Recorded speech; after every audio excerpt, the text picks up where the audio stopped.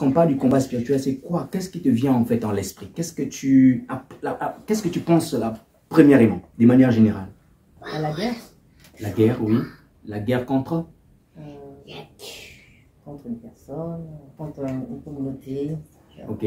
Entre deux parties. Guerre contre communauté, qui peut dire encore? Moi, je dirais contre l'ennemi, contre tous les obstacles voilà. qui nous entourent. En fait. Voilà. Alléluia. Amen. Voilà. Donc, en fait, c'est ça, en fait. Les obstacles. Mais non, vous voyez, le mot obstacle, là, il y a... en fait, le mot a un très grande profondeur, vous voyez. Parce qu'on peut parler d'obstacles, mais généralement, lorsqu'on parle d'obstacles, on va penser au diable, on va penser à la sorcellerie, on va penser à tout ce qu'on peut nous jeter, à tout ce qu'on peut mettre sur notre chemin. Mais il y a une profondeur, en fait, que nous pouvons tirer derrière le mot obstacle. C'est ça, en fait, le but même ou l'objectif de ce message. C'est-à-dire, c'est de nous apporter l'équilibre dans ce qu'on entend par guerre spirituelle ou encore le combat spirituel. C'est vraiment nous apporter cet équilibre parce que Jésus a dit dans Matthieu chapitre 28, verset 18, il a dit « Tout pouvoir m'a été donné. » Tout pouvoir m'a été donné. C'est-à-dire que Jésus, Dieu lui a donné tout le pouvoir dans le ciel et sur la terre. Il est devenu le roi. Dieu l'a établi comme roi de la terre, comme roi au ciel. Pourquoi Dieu l'a établi? Parce que il a obéi à la loi de Dieu. Il a obéi à la volonté de Dieu. Il a accompli exactement ce que Dieu lui avait demandé de faire. Et je vais lire un texte dans la Bible, dans le livre de Apocalypse chapitre 5, vous allez voir ce que Jésus avait fait. Écoutez ce qui est écrit. Ce n'est pas notre texte de base, mais je vais quand même le lire pour nous montrer. Il est écrit, puis je vis dans la main droite de celui qui était assis sous le trône, un livre écrit en dedans et en dehors, scellé de 7 sceaux. Et je vis un ange puissant qui criait d'une voix forte, qui est digne d'ouvrir le livre et d'en rompre les sceaux. Et personne dans le ciel, ni sous la terre, ne put ouvrir le livre, ni le regarder. Et je pleurais beaucoup de ce que personne ne fut trouvé digne d'ouvrir le livre, ni de le lire, ni de le regarder. Et l'un des vieillards me dit, ne pleure point, voici le lion de la tribu de Juda, c'est le Seigneur Jésus-Christ. Le rejeton de David a vaincu pour ouvrir le livre et ses 7 sceaux. Et je vis au milieu du trône et des 4 êtres vivants et au milieu des vieillards un agneau qui était là comme immolé. Il avait 7 cornes et 7 yeux qui sont les 7 esprits de Dieu envoyés par toute la terre. Il vint et il prit le livre de la main droite de celui qui était assis sur le trône. Quand il eut pris le livre, les 4 êtres vivants et les 24 vieillards se prosternent devant l'agneau, tenant chacun une harpe et ses coupes d'or remplies de parfums qui sont les prières des saints. Et ils chantaient un cantique nouveau en disant, « Tu es digne de prendre le livre et d'en ouvrir le sceau, car tu as été immolé. » Jésus a été immolé. « Et tu as racheté pour Dieu, par ton sang, nous avons été rachetés par le sang de Jésus-Christ. Des hommes de toute tribu, de toute langue et de tout peuple et de toute nation, tu as fait d'eux un royaume, des sacrificateurs pour notre Dieu et ils régneront sur la terre. » Donc, Jésus, il a obéi à la loi de Dieu. Il a obéi à la volonté de Dieu. Et c'est la raison pour laquelle Dieu lui a donné le royaume. Parce que Dieu lui a donné le royaume, Satan sait son sort. Il sait qu'est-ce qui lui attend. Et parce qu'il sait qu'est-ce qui lui attend, en fait, il essaie maintenant de séduire le monde entier. Pour ne pas être seul à subir sa peine, pour ne pas être seul à subir ce qui lui attend, Satan essaie de séduire le monde. Et Satan essaie d'emmener des gens vers lui pour qu'à la fin des temps, qu'il soit avec ces personnes-là. Alléluia. Amen. Et c'est pourquoi, bien-aimés dans le Seigneur, nous devons comprendre comment est-ce que Satan manigance, comment est-ce que Satan agit, comment est-ce qu'il opère pour séduire notre monde, pour en fait corrompre notre monde. Et c'est le but pour lequel nous sommes en train de parler les 7 domaines du vrai combat spirituel. Bien, mais si tu comprends les 7 domaines, tu seras équilibré. Pourquoi? Parce que très souvent, on passe notre temps à chasser les démons. Lorsqu'on est chez nous à la maison, on rêve, on a vu un cafard quelque part, on a vu une tache quelque part qu'on n'avait pas l'habitude de voir. On passe le temps à chasser les démons. On passe le temps à combattre les sorciers. On pense que c'est c'est ça le combat, le véritable combat spirituel. C'est un combat spirituel, mais le combat spirituel est vaste. Parce qu'on doit comprendre comment est-ce que Satan opère pour pouvoir en fait ruiner les familles. Comment est-ce qu'il opère pour pouvoir en fait séduire les familles. Comment est-ce qu'il opère pour pouvoir entrer et s'installer dans les familles. Alléluia. Amen. Et donc c'est ça que nous allons découvrir aujourd'hui. Dimanche passé, on a vu 3 domaines. Et aujourd'hui, par la grâce de Dieu, nous verrons peut-être 2 domaines ou peut-être un seul domaine. Alors, pour les personnes qui n'étaient pas là, j'avais dit ceci. Le combat spirituel, c'est une lutte. C'est une violence que chacun de nous, personnellement, devrait exercer pour se dégager, pour se libérer ou s'échapper de certaines forces ou de certains comportements, caractères, attitudes qui nous empêchent d'être comme Dieu, qui nous empêchent de saisir nos bénédictions. Vous savez qu'en Christ, nous avons des bénédictions. Dieu nous a donné des bénédictions en Christ. Donc, il y a certaines forces spirituelles qui vont t'empêcher de saisir tes bénédictions. Je prends l'exemple. La sœur Honorine a été destinée à bâtir des choses, des grandes choses dans ce monde. Mais il y a des forces des ténèbres qui peuvent se lever pour l'empêcher à bâtir ça. Et donc, nous devons lutter contre ces choses-là. Mais il n'y a pas seulement les forces des ténèbres, mais il y a aussi certains caractères. Moi, je connais quelqu'un, c'est une personne qui est très intelligente, en tout cas très intelligente. Et elle trouve tout le temps du travail, mais on finit toujours par la licencier. Pourquoi? Parce qu'elle est insolente. Elle arrive même à insulter son patron. Vous remarquez? Elle a la grâce de trouver du boulot. Elle occupe de bonnes fonctions, mais on finit toujours par la licencier. Pourquoi? Parce qu'elle est insolente, boucharde. Donc, le combat spirituel, ce n'est pas seulement lutter contre les forces de ténèbres, contre le diable, ses démons, les sorciers, mais c'est aussi une violence qu'on doit s'exercer nous-mêmes pour s'échapper, pour éloigner certains comportements, caractères ou attitudes qu'on peut avoir qui va nous empêcher, en fait, de saisir nos bénédictions, de rentrer dans une destinée prophétique ou encore d'atteindre ce que Dieu nous appelle à faire. Et parmi les forces ou encore les attitudes, il y a les désirs de la chair. Les désirs de la chair. Les envies, les désirs de la chair. Une personne qui est vraiment remplie de désirs charnels. Parfois, on va se dire que c'est naturel. Mais on ne se rend pas compte que derrière certaines impulsions charnelles peut se cacher des esprits impurs. Derrière certaines impulsions ou désirs peut se cacher des esprits impurs. Et donc, c'est pourquoi il faut du discernement pour comprendre que ce que je suis en train de voir, non, ce n'est pas normal. Tu es tout le temps en train de courir derrière les garçons. Tout le temps en train de courir derrière les messieurs. Tout le temps en train de courir derrière les filles. Pour toi, tu te dis que c'est normal. Mais derrière ça, il y a un esprit impur qui peut se cacher. Et quand tu as discerné que c'était un esprit impur, il faut que tu te lèves pour te dégager de cet esprit impur. Parce que le problème, c'est quoi? Tu peux entrer dans le mariage. Mais si tu as un esprit impur derrière, tu finiras par tromper ton mari pour pas tromper ta femme. Et c'est pourquoi je disais que le combat spirituel, c'est une lutte. C'est une violence que nous devons exercer nous-mêmes pour se séparer, se dégager, se libérer de certaines forces. Donc, il y a les désirs charnels, il y a certaines inquiétudes. Il y a des gens qui s'inquiètent tellement trop de la vie. Et certaines inquiétudes même cachent les esprits mauvais, méchants. Parce que quand il y a trop des inquiétudes, tu es déséquilibré en fait. Tu peux pas bien travailler. Parce que les inquiétudes sont là. Et donc les esprits, en fait, pour t'empêcher à bien t'investir dans un projet, dans ta famille, ils vont créer des inquiétudes. Mais il y a aussi les esprits de sorcellerie. Il y a aussi des hôtels dans nos familles. Il y a aussi des liens de famille. Parce que nous venons, là, beaucoup d'entre nous viennent des familles où il y a eu des pactes qui ont été faits. Et nous qui sommes devenus enfants de Dieu, qu'est-ce qui se passe?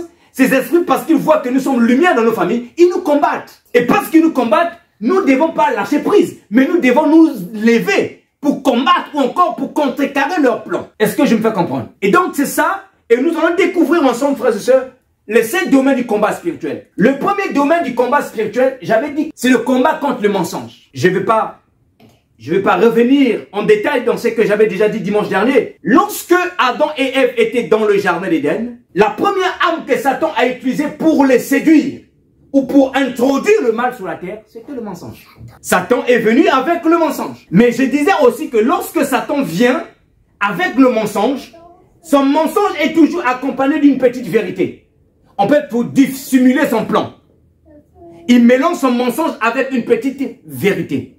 C'est pourquoi il a dit à Ève, Dieu sait, le jour où vous en mangerez, vous serez des dieux. Vous ne mourrez point et vous serez des dieux. Donc, il a dit que vous ne mourrez point. C'était le mensonge. Parce que Adam et Ève sont morts spirituellement dans le jardin d'Éden. Ils étaient séparés de Dieu après avoir désobéi, mais ils sont devenus des dieux dont la connaissance du bien et du mal. Selon le livre de Genèse, chapitre 3, verset 21, l'Éternel Dieu dit, voici l'homme, Genèse chapitre 3, verset 22, l'Éternel Dieu dit, voici l'homme est devenu comme l'un de nous pour la connaissance du bien et du mal. Empêchons-le maintenant d'avancer sa main et de prendre l'arbre de vie et d'en manger. Donc, ils étaient bien devenus des dieux dans la connaissance du bien et du mal. Mais ils étaient morts. Dieu, dans son amour, les a empêchés à manger le fruit de vie parce que si l'homme avait mangé le fruit de vie, l'homme serait devenu comme Satan, c'est-à-dire rejeté éternellement. Donc, Dieu empêche qu'il mange le fruit de vie pour que Dieu lui donne encore une occasion de se repentir. Dieu lui donne l'occasion de revenir encore sur la voie droite. Et c'est pourquoi, plus tard, il a envoyé Christ pour nous donner l'occasion, le second Adam, pour nous donner l'occasion de se réconcilier avec Dieu. Mais si Dieu avait laissé l'homme d'aller prendre le fruit de vie, il serait condamné éternellement. Donc le mensonge est le premier domaine. Et le mensonge aujourd'hui est une porte des esprits impurs, des démons, du diable dans nos familles. Le mensonge devient monnaie courante, donc c'est l'esprit de mensonge. On doit comprendre ça. Parce que le diable ne vient pas toujours avec des cordes. On pense que bon, Satan il viendra la nuit quand je vais dormir avec des cordes. Non. Il peut passer dans ta famille par le mensonge. Alors que vous ne prêtez aucune attention. Oh, c'est normal, c'est... Mais c'est une porte que l'ennemi est en train d'ouvrir pour entrer dans la famille. Dès l'instant que le mensonge s'installe, ça commence par le mensonge et après il y a d'autres choses qui viennent par la suite. Dès l'instant que vous commencez à valider le mensonge dans votre famille, il y a quelque chose qui se passe. Regardez dans les pays où il y a beaucoup d'injustice. Ça commence comment? Par le mensonge. Parce que pour qu'il y ait une injustice dans un pays, il faut que les gens commencent à accepter le mensonge. C'est-à-dire que ils ont fait du mensonge la vérité. Et l'injustice n'a plus de puissance. Et c'est la raison pour laquelle le deuxième domaine, après le mensonge, c'est l'injustice. C'est-à-dire que l'injustice est l'iniquité. Quand Adam et Ève ont péché, qu'est-ce qui s'est passé par la suite? On voit le père de l'iniquité, le père de l'injustice, c'était Caïn. Caïn est devenu le père de l'iniquité parce que Caïn, il avait violé la loi morale de la conscience. Avant que Dieu nous donne la parole de Dieu, la loi écrite, Dieu avait mis à l'intérieur de chaque homme la loi morale de la conscience. Et dans la loi morale de la conscience est inscrit, par exemple, faire le mal n'est pas bien. Voyez-vous, vous n'avez pas besoin d'être chrétien ou de lire la Bible pour savoir que si je fais du mal à quelqu'un, je suis en train de mal faire. Non, la loi morale de la conscience te dirait que tu es en train de mal faire. Alors, donc, Caïn, il se tient devant son frère. Il est en colère. Son visage est abattu. Dieu lui dit, pourquoi es-tu irrité? Pourquoi ton visage est-il abattu? Dieu lui donne la recommandation en disant, si tu relèves ta tête, tu agiras bien. Parce que le péché se couche devant ta porte. Mais toi, domine-le. Dieu lui donne la recommandation de dominer. Mais malheureusement, malgré la recommandation de Dieu, Caïn a fini par tuer son frère. Donc, non seulement que Caïn a violé la loi morale de la conscience, Caïn a aussi violé la loi de la recommandation divine qui lui disait, domine sur la colère. Et quand Caïn tue son frère, qu'est-ce qui va se passer? Dieu vient voir Caïn. Il lui dit, Caïn, où est ton frère? Caïn répond impoliment à Dieu. Il dit, suis-je le gardien de mon frère? Donc, il viole la loi morale de la conscience. Il viole la loi de la recommandation divine. Il viole la loi de l'honneur et du respect. La loi de l'honneur. Donc, il était le père de l'iniquité. Le père de l'injustice. Donc, après le mensonge, vient l'iniquité. Parce que le mot injustice, en grec, et l'iniquité, c'est le même mot. Anomia ou adikémia. C'est le même mot qui veut dire injustice et iniquité. Ça veut dire la même chose. Donc, il est le père de l'iniquité, le père de l'injustice. Mais regardez ce qui va se passer. Quand Caïn tue son frère, après la Bible nous parle que de la généalogie, des généalogies. Genèse chapitre 4, Genèse chapitre 5. La fin de la Genèse chapitre 4 et c'est une généalogie. Et quand on arrive au chapitre 6, on nous peint un tableau très sale. On nous parle qu'il y avait la méchanceté sur la terre. Le mal. Le cœur des hommes était tourné vers le mal. Les hommes s'entretuaient entre eux. Pourquoi? Parce qu'après avoir embrassé l'injustice, qu'est-ce qu'ils ont fait? Les hommes se sont tournés vers les anges dessus. Et comme ils se sont tournés vers les anges dessus, ils ont copulé et par cette copulation est né ce qu'on appelle les géants sur la terre. Et ce sont les géants qui ont commencé à enseigner la sorcellerie. Ce sont les gens qui ont commencé à enseigner les massacres. Ce sont les gens qui ont commencé à enseigner comment fabriquer les armes pour tuer son prochain. Le mal était tellement sur la terre. Et parce qu'il y avait le mal sur la terre, et qu'est-ce que Dieu a fait? Dieu a envoyé maintenant son serviteur Noé pour prêcher. Donc, les 7 domaines du vrai combat spirituel, en fait, c'est ce que l'apôtre Paul nous a donné dans le livre de Éphésiens au chapitre 6, à partir du verset 11 jusqu'au verset 15. Les armes spirituelles. On va prendre nos Bibles, nous allons lire. Et nous allons parler du 4e domaine ce matin. Alléluia. Éphésiens chapitre 6. Éphésiens chapitre 6, à partir du verset 11. Écoutez, frères et sœurs, ce qui est écrit. Je prends à partir du verset 12. Il était car nous n'avons pas à lutter contre la chair et le sang, mais contre les dominations, contre les autorités, contre les princes de ce monde de ténèbres, contre les esprits méchants dans le lieu céleste. C'est pourquoi, suivez-moi très bien, prenez toutes les armes de Dieu afin de pouvoir résister dans les mauvais jours. On dit, prenez toutes les armes de Dieu afin de pouvoir résister dans les mauvais jours et de tenir ferme après avoir tout surmonté. On nous cite maintenant les 7 armes que nous devons maintenant prendre pour lutter contre l'ennemi dans les mauvais jours. Il dit, tenez à vos reins, tenez donc ferme, ayez à vos reins la vérité pour ceinture, revêtez la cuirasse de la justice, mettez pour chaussure à vos pieds le zèle qui donne l'évangile de paix, prenez par-dessus tout le bouclier de la foi avec lequel vous pourrez éteindre tous les traits enflammés du malin.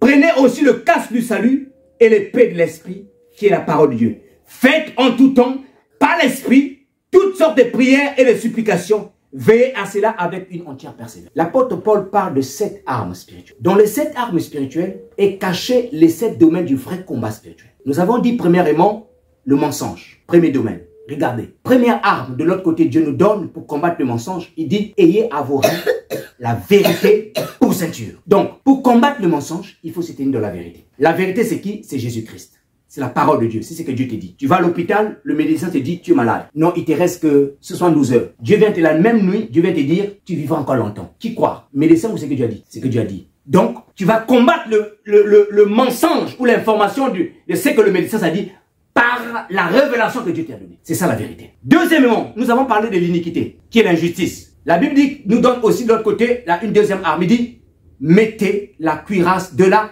justice. Nous avons dit, iniquité, c'est injustice en grec, c'est le même mot. Donc Dieu nous donne une arme pour combattre l'iniquité et l'injustice, dans la justice. Tout ce qui est juste devant Dieu. Si tu veux combattre l'iniquité, il faut prendre la justice. Il faut s'attacher à la justice. Et nous avons dit troisièmement, Dieu nous a donné quoi? Il nous a donné le troisième domaine du combat spirituel, c'est la méchanceté sur la terre. Genèse chapitre 6. Et de l'autre côté, Dieu nous donne quoi? Il dit, ayez à vos pieds, mettez à vos pieds le zèle qui donne l'évangile de paix. Pour combattre la méchanceté, le mal dans un pays, il faut annoncer la paix. Pour arrêter la méchanceté entre l'Ukraine et la Russie aujourd'hui, il faut le processus de paix. C'est pourquoi. Donc, nous voyons ici, il y a des domaines spirituels, mais il y a aussi des armes comme solution que Dieu nous a données. Alléluia. Amen. Et donc aujourd'hui, nous allons voir maintenant le 4e domaine du combat spirituel pour le temps qui nous reste. Genèse chapitre 6, versets 11 à 4. 11 à 14. Nous allons lire la parole du Seigneur. Je vous donne 3 portions des Écritures pour ceux qui prennent note. Genèse chapitre 6, 11 à 4. 2 Timothée chapitre 4, verset 3. 1 Timothée 4, verset 1. Genèse 6, 11 à 14. 2 Timothée chapitre 4, verset 3. Et 1 Timothée chapitre 4, verset 1. Et enfin 2 Thessaloniciens chapitre 2, verset 3 à 4. J'ai lu la parole du Seigneur. Dans Genèse chapitre 6, à partir du verset 11, il est écrit: la terre était corrompue devant Dieu.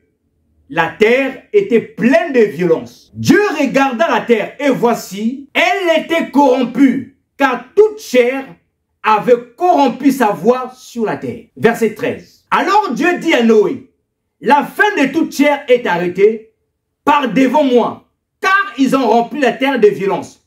Voici, je vais les détruire. Je vais les détruire avec la terre. Fais-toi une arche de bois, de gopher. Tu poseras cette arche en cellule et tu l'enduiras de poids en dedans et en dehors. Ça, c'était l'état spirituel de la terre au temps de Noé. Allons-y maintenant dans 2 Timothée au chapitre 4, verset 3. Écoutons maintenant ce que Paul nous dit dans les 3 derniers versets qui nous restent. Et nous allons développer la pensée du Seigneur ce matin, dont le thème s'intitule aujourd'hui, c'est l'apostasie. 2 Timothée, chapitre 2, verset 4. J'ai lu la parole du Seigneur. Il est écrit, verset 3. 2 Timothée, chapitre 4, verset 3. La Bible dit ceci. Car il viendra un temps où les hommes ne supporteront pas la sainte doctrine, mais ayant la démangeaison d'entendre des choses agréables, ils se donneront une foule de docteurs selon leur propre désir, détournant l'oreille de la vérité et se tourneront vers les fables. 1 Timothée chapitre 4 verset 1. 1 Timothée chapitre 4 verset 1. 1 Timothée chapitre 4 verset 1. Il est écrit. Mais l'Esprit dit expressement que dans les derniers temps, quelques-uns abandonneront la foi pour s'attacher à des esprits séducteurs et à des doctrines des démons, par l'hypocrisie des faux docteurs, portant la marque de la flétrissure dans leur propre conscience. Et enfin, 2 Thessaloniciens chapitre 2, versets 3-4. 2 Thessaloniciens chapitre 2, versets 3-4.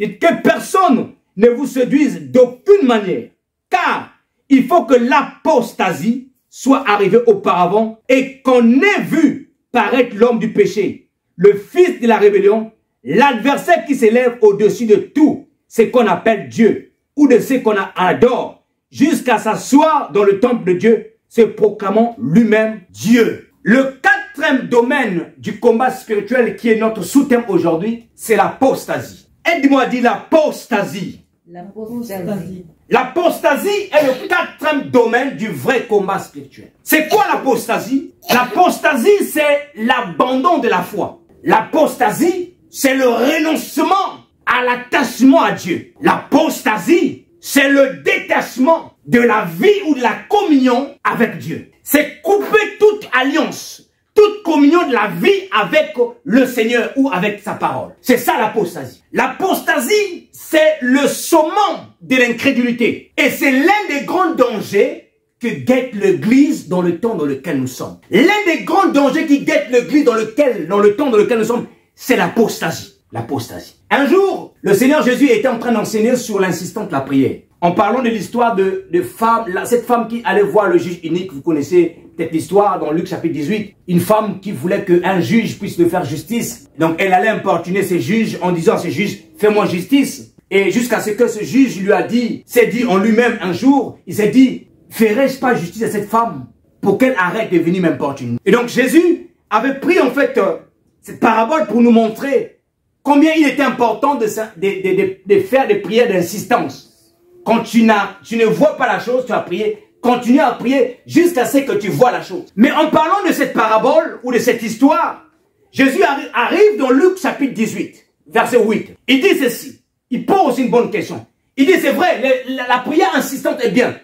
Mais il se questionne sur un point capital et important. Il dit, quand le Fils de l'homme reviendra, trouvera-t-il la foi? Il dit, quand le Fils de... C'est l'unique chose que Jésus s'est inquiété. Pendant que son ministère sur la terre, il dit, quand le Fils de l'homme viendra, trouvera-t-il la foi sur la terre? Trouvera-t-il la foi? Il n'a pas dit, quand le Fils de l'homme viendra, trouvera-t-il les grandes églises avec des bâtiments somptueux? Non, c'est pas ce qu'il a dit. Il n'a pas dit, quand le Fils de l'homme viendra, trouvera-t-il des catholiques, des protestants, des évangéliques? Non, c'est pas ce qu'il a dit, frères et sœurs. Il n'a pas dit, quand le Fils de l'homme viendra, trouvera-t-il des gens en train de prophétiser? Non, il a dit, quand le Fils de l'homme viendra, trouvera-t-il la foi? Il n'a pas cité les entrepreneurs chrétiens. Non, frères et sœurs. Il a parlé de la foi. Pourquoi la foi? Parce que la foi, en fait, elle est d'abord, elle est à la fois ce qui nous rend agréable à Dieu. La Bible dit que sans la foi, personne ne sera agréable à Dieu. Et deuxièmement, la foi parce que c'est une arme que Dieu nous donne pour pouvoir contrecarrer les plans de l'ennemi via l'apostasie. En d'autres mots, la foi, c'est le bouclier que Dieu te donne pour éteindre les traits et l'apostasie est l'un des traits que Satan utilise en ce temps de la fin. L'apostasie est l'un des traits que Satan utilise. Et donc Dieu nous a donné la foi comme bouclier pour éteindre ces traits, pour empêcher que l'apostasie puisse nous arriver. La foi. Et c'est pourquoi l'apostasie combat la foi. C'est l'abandon de la foi. Le diable utilise l'apostasie pour emmener les gens à abandonner la foi, à régner leur foi. Remarquez dans le livre de Genèse que nous avons lu, avant le déluge, le déluge, c'est le synonyme du jugement de Dieu. C'est-à-dire que le péché des hommes était arrivé à son paroxysme, à un degré très élevé. Et donc Dieu avait trouvé bon de juger la terre, de détruire toute l'humanité et de garder que les bons. Alors, mais avant le déluge, on nous dit que il y avait la méchanceté et l'apostasie sur la terre. Avant le déluge. Et ce matin, j'aimerais dire à quelqu'un, avant le retour de Jésus, il y aura la méchanceté et l'apostasie sur la terre. Avant le retour de Jésus. C'est pourquoi, dans le livre de Matthieu, chapitre 24, versets 36 à 37, il est écrit, « Ce qui arriva au temps de Noé, arrivera aussi à notre époque. Ce qui arriva au temps de Noé, arrivera à notre époque aussi. Car, la Bible déclare, les jours qui précédèrent le déluge, les hommes mangeaient, buvaient, se mariaient et mariaient leurs enfants. La Bible dit que les hommes mangeaient, buvaient, mariaient leurs enfants, jusqu'au jour où Noé entra dans l'arche. La Bible parle de 4 choses importantes ici. Il parle de manger, boire, se marier et marier leurs enfants. Mais dans la vie courante, ces choses-là ne sont pas mauvaises. Personne ne me dira que manger c'est mauvais. Personne ne me dira que boire de l'eau, du jus c'est mauvais. Personne ne dira que se marier ou marier ses enfants c'est mauvais. Mais le danger, où se trouve le nœud du problème? Le nœud du problème se trouve lorsque nous voulons, en fait, arrêter notre vie. Nous voulons, en fait, calquer notre vie. Résumer notre vie à ces choses-là. Quand tu ne penses qu'à ces choses, lorsque tu te dis que ma vie, c'est que faire des fêtes, c'est que manger, boire, ma vie, c'est que lorsque je vais trouver un homme ou une femme, quand tu ne penses qu'à ces choses-là, lorsque tu résumes ta vie à ça, c'est là que se trouve le danger de l'apostasie, le danger d'abandonner la foi. Quand tu es pris de goût, quand tu es pris d'attachement à tout ce qui est fête, tu ne peux pas t'en passer des fêtes. Quand il y a une fête quelque part, tu aimes les fêtes. Quand tu penses que s'il n'y a pas l'homme, s'il n'y a pas la femme, que ta vie ne sert à rien, mon frère, ma soeur, tu cours un danger de l'apostasie. Parce que, pourquoi? Je vais prendre l'exemple d'un homme. Si tu penses que l'homme, c'est vraiment le top de top dans ta vie, il suffit juste que cet homme-là, sur lequel tu vas tomber, te dit, ne va plus à l'église. Parce que tu avais tellement besoin d'un homme, tu vas arrêter d'aller à l'église. Vous voyez le danger? Les hommes se mariaient, mangeaient, buvaient, se mariaient et mariaient leurs enfants. Tout ce qui les préoccupait, c'était ça. Noé passait son temps à prêcher la parole. Ils s'en foutaient du message de Noé. Ils s'en foutaient complètement de ce que Noé disait. Leur vie, c'était danser, manger. Et ce qui me fait mal, la Bible dit que ce qui est arrivé au temps de Noé arrivera aussi dans notre temps. C'est-à-dire nous sommes dans le temps où nous allons vivre les choses que les habitants du temps de Noé ont vécues. C'est la raison pour laquelle on doit être vigilant, frères et sœurs dans le Seigneur. Chrétiens et chrétiennes, nous devons être vigilants. Parce que l'apostasie est là.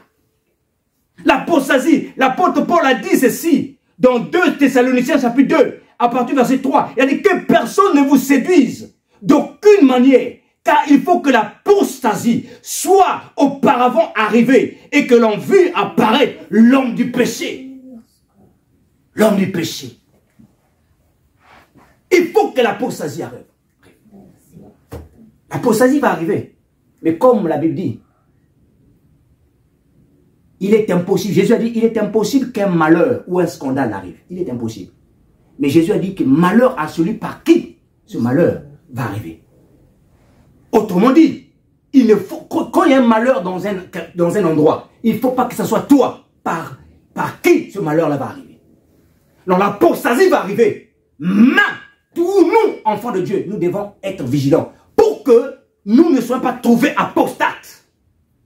Parce que si Dieu nous trouve apostates, ça veut dire, autrement dit, nous sommes déjà de l'autre côté. Nous sommes déjà de l'autre côté.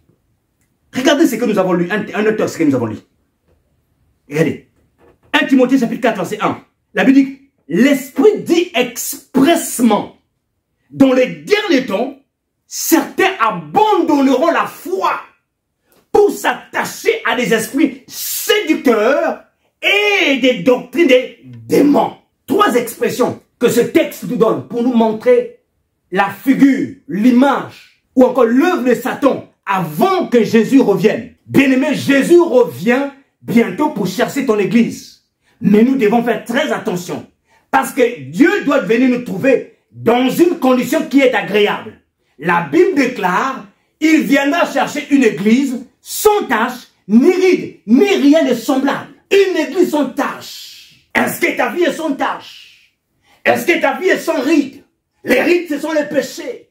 Les rides, ce sont des choses qui ne glorifient pas Dieu. Est-ce que tu prends le temps avant de dormir, de rentrer à l'intérieur de toi-même, de te repentir et de te couvrir par le sang de Jésus? Est-ce que nous le faisons? Est-ce que nous le faisons? 3 expressions. Regardez ce que nous dit le texte. Premièrement, la Bible dit que l'Esprit dit expressément, dans le dernier temps, les gens abandonneront la foi. Or, l'abandon de la foi veut dire, c'est s'apostasier. Les gens abandonneront la foi. Et qu'est-ce qui va les emmener à abandonner la foi? La Bible dit que parce que ils s'attacheront à des esprits séducteurs. Les esprits séducteurs, c'est les esprits qui emmèneront les gens à abandonner la foi. Les esprits séducteurs, c'est les esprits du monde. Les esprits du monde. Et c'est les esprits, en fait, qui animent beaucoup de faux prophètes. On a lu dimanche dernier, la Bible dit que dans le livre de Matthieu 24, il est écrit, il viendra plusieurs faux prophètes et ils séduiront beaucoup de gens. Et parce que l'iniquité sera accrue, l'amour du plus grand nombre se refroidira. En fait, l'esprit qui anime les faux prophètes sont des faux serviteurs de Dieu. Des gens qui se disent prophètes. Mais vous allez constater qu'aujourd'hui même dans nos églises, mais leur prophétie ne s'arrête qu'à te dire des choses sur ta famille. Leur prophétie ne s'arrête qu'aujourd'hui même à voir les couleurs du dessous des femmes. Pourquoi? Parce que derrière ces prophètes-là, il y a un esprit du monde, un esprit séducteur. Les prophètes qui ne disent plus aux gens, réponds-toi, abandonne le péché. Et tout ce qu'ils voient seulement des choses qui se passent dans les familles des gens. L'esprit de voyance. L'esprit séducteur, c'est aussi l'esprit que cette femme portait dans Actes des Apôtres chapitre 16. Cette femme qui avait l'esprit de Python. La Bible dit ceci, je vais le lire. Écoutez, je vais le lire. Actes des Apôtres chapitre 16. Actes 16. Écoutez, l'apôtre Paul est arrivé dans la ville de Philippe. Il prêchait la parole de Dieu, il prêchait. Après, il y a eu une femme qui est venue. Cette femme est venue voir Pierre. Il dit à Paul, il dit, ces hommes, elle disait la vérité. Hein. Elle disait, ces hommes sont des serviteurs de Dieu.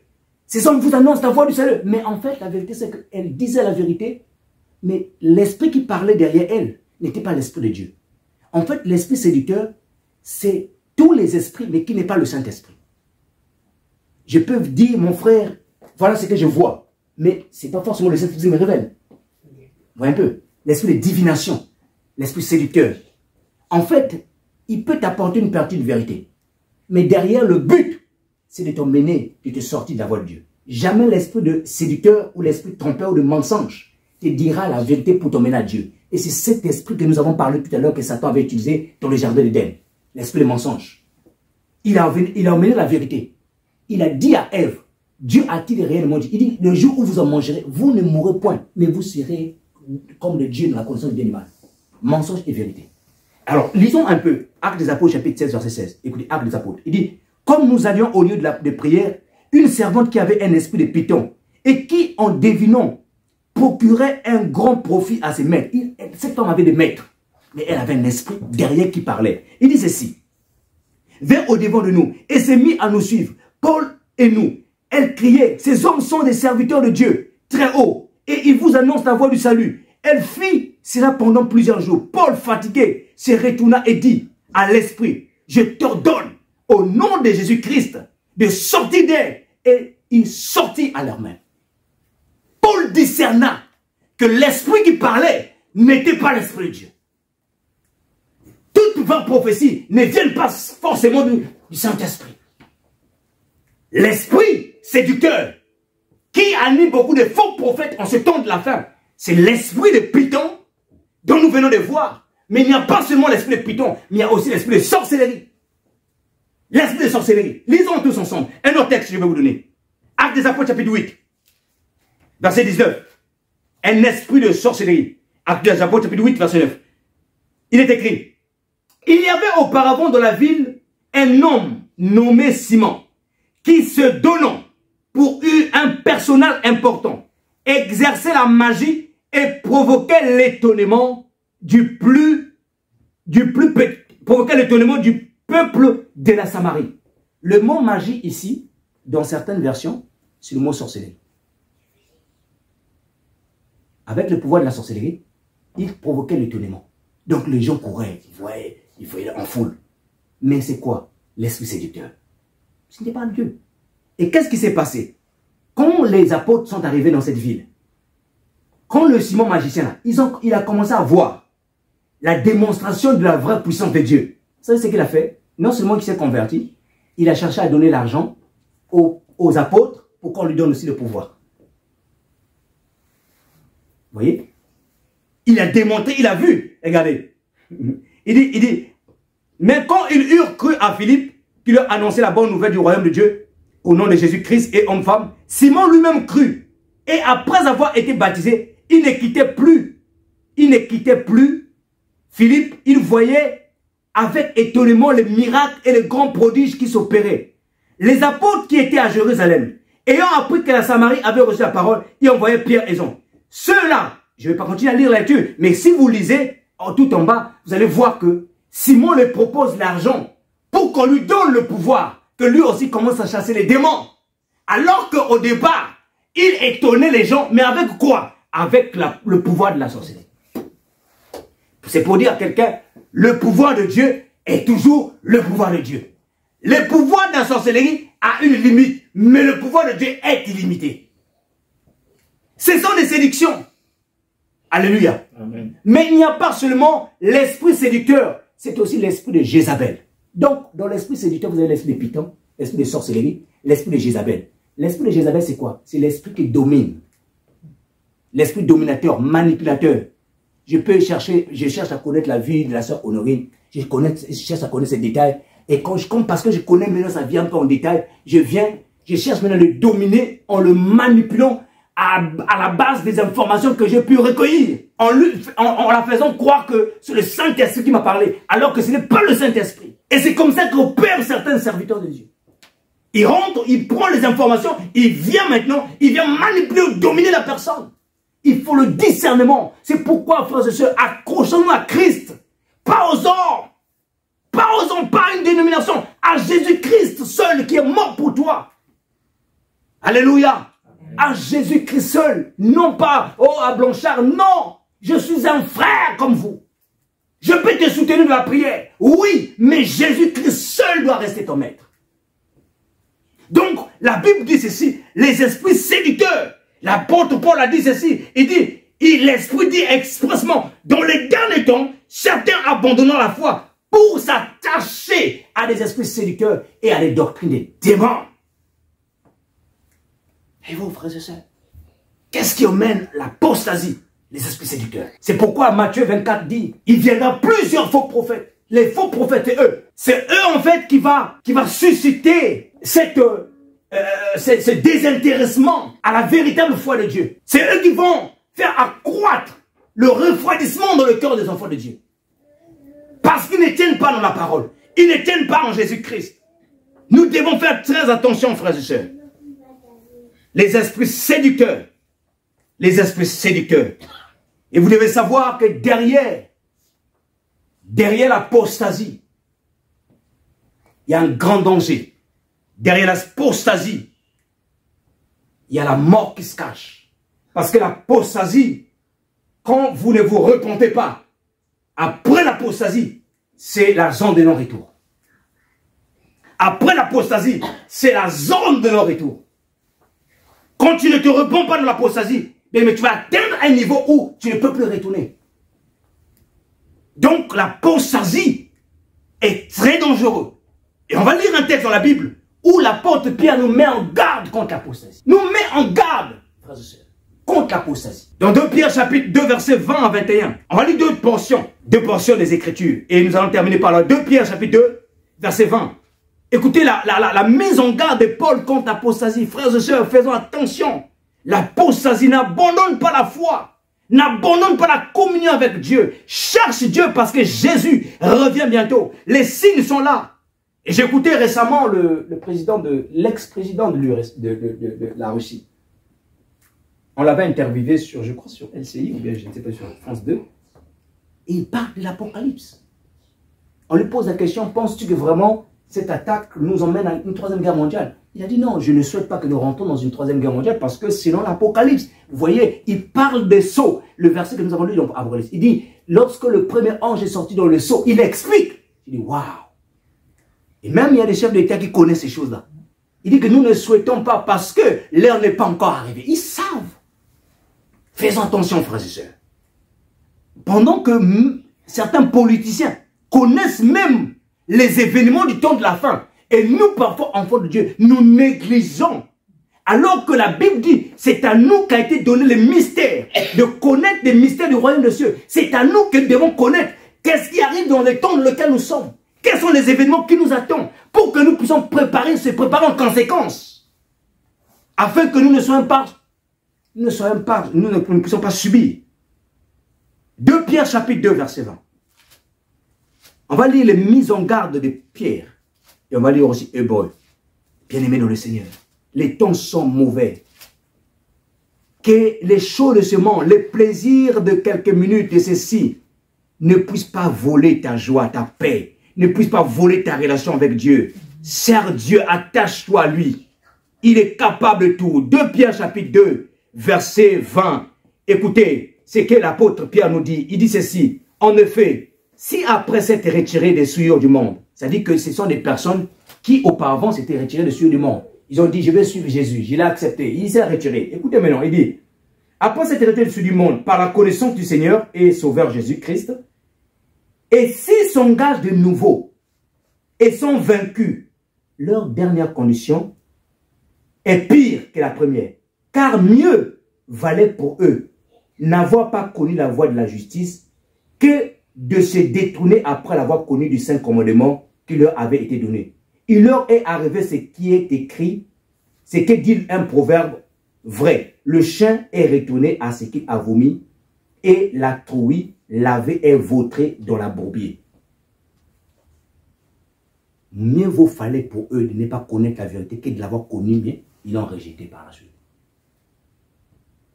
Pourquoi il dit qu'il ne fallait pas? Parce que la conséquence est compliquée. La conséquence est désastreuse. La conséquence est désastreuse parce que quand tu fais ce genre de choses, tu es en train de crucifier Christ pour une seconde fois. Tu es en train de rejeter Christ en quelque sorte. Et c'est là, il parle de l'apostasie ici. Des gens qui ont connu, mais après un moment donné, ils sont retournés, ils ont abandonné la foi. Et l'apôtre Pierre dit, mieux vaut fallait pour eux de ne pas connaître que d'avoir connu et ensuite ils rejettent. Mais non, Hébreu 6 va appuyer ce que l'apôtre Pierre a dit. Hébreu chapitre 6. Appuie ce que l'apôtre Pierre dit. Hébreu chapitre 6, pour ceux qui prennent note, versets 4 à 6. Écoutez ce qui est écrit. 4 à 6. Je lis la parole du Seigneur. Il est dit, il est écrit, car il est impossible que ceux qui ont été une fois éclairés, qui ont goûté les dons célestes, qui ont eu part au Saint-Esprit, qui ont goûté la bonne parole de Dieu et les puissances du siècle à venir, et qui sont tombés, soient encore renouvelés. Il dit, il est impossible. Il parle de l'apostasie. Il est impossible que lorsque tu deviens apostate, ou lorsque tu t'apostasies, que tu sois encore renouvelé. Il est impossible. Il dit, ici, il dit, soit encore renouvelé et amené à la repentance, puisqu'ils crucifient pour leur part le Fils de Dieu et l'exposent à l'ignominie. Ils crucifient pour leur part le Fils de Dieu. C'est-à-dire que tu crucifies une seconde fois. Autrement dit, la première crucifixion pour toi, elle ne suffisait pas. Tu as bafoué la première crucifixion du Fils de Dieu. C'est pourquoi l'apôtre a utilisé le mot impossible. On peut aussi, l'impossible c'est un peu dur, on peut aussi dire que c'est difficile de restaurer, de ramener à la repentance quelqu'un qui a renié la foi, quelqu'un qui a décidé de couper toutes les relations avec Dieu. Il est difficile. L'apostasie, frères et sœurs, on doit faire très attention. Et donc, au temps de Noé,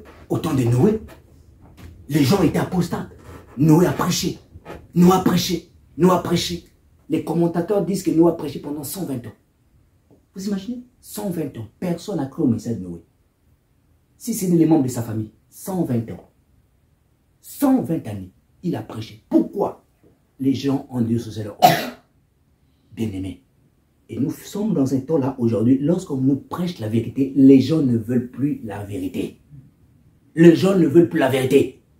C'est pourquoi dans le Timothée que nous avons lu, la Bible dit ceci, car il viendra un temps, les gens auront la démangeaison d'entendre les choses qui sont agréables. Ils auront la démangeaison d'entendre les choses. Ils se donneront, en fait, certaines personnes disent, ils chercheront des docteurs pour leur enseigner ce qu'ils veulent écouter. Ce qu'ils veulent écouter. Mais quand on leur dit non, réponds-toi, marche comme ça, fais ceci, abandonne. Non, non, non, c'est pas ça. Non, ça ne suffit pas. Mais quand on va te dire, viens ici, tu me ramènes un poulet blanc, tu vas chercher un tissu rouge, tu vas chercher ceci, viens, les gens aiment ça. Et pourtant, Jésus a dit tout fait à la croix. Il a tout accompli à la croix. Tout accompli. L'œuvre de la croix a réglé tous les problèmes spirituels. Tout ce que nous avons à faire, c'est de s'accrocher à la croix, à Jésus-Christ de Nazareth et à sa parole. Et quand on s'accroche, tu n'auras plus besoin de poulet, tu n'auras plus besoin de tissu rouge. Non! Tu vas aller là, dans sa présence, tu vas t'agenouiller, tu vas chasser sa face. Et il va agir. Il va agir. Les gens ne veulent plus ça. Alléluia! Est-ce que je parle à quelqu'un ce matin? Oui. Bien-aimé, l'apostasie.